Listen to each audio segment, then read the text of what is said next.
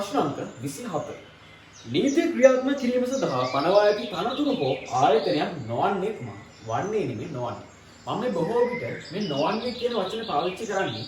එතකොට වන්නේ ඒවා තුනක් විතර වෙනවා.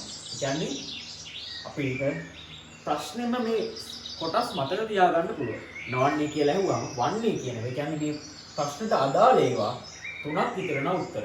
එකයිනේ වැරදි. ඒතකොට ඒ තුනම අපිට පාඩම් කරගන්න පුළුවන්. ඔයාලට මේ ප්‍රශ්න කරගෙන යද්දී ඒක තේරෙනවා. හරි. බලන්න. නීති ක්‍රියාත්මක කිරීම සඳහා පනවා ඇති තනතුරු ආයතන නොවන්නේ කුමක්ද කියලා අහලා තියෙන්නේ. මහජන සෞඛ්‍ය පරීක්ෂක. මහජන සෞඛ්‍ය පරීක්ෂක අපිට ගන්න පුළුවන්. මොකද ගොඩක් ව්‍යාපාර සමහරක් යොදනවා කෑම බීම හදන ව්‍යාපාර. මේවට නීතිය ක්‍රියාත්මක කරන්න සහ මේවා පරීක්ෂා කරන්න මහජන සෞඛ්‍ය පරීක්ෂක ඉන්නවා. ඒ වගේම මධ්‍යම පරිසර අධිකාරිය. පරිසරය හා සම්බන්ධ මේ ව්‍යාපාරවලින් වෙන ගැටලු මොනවද ඒ හා සම්බන්ධ නීති රීති අනපනක් මේවා කටයුතු කරගෙන යන්නේ මධ්‍යම පරිසර අධිකාරිය. ඊට පස්සේ කම්කරු විනිශ්චය සභාව. කම්කරු ඉන්නවා දැන් මේ ව්‍යාපාරවල කම්කරු ඉන්නවා. එයාලගේ නීති රීති ඒ හා සම්බන්ධ කටයුතු කරන්නේ කම්කරු විනිශ්චය සභාව.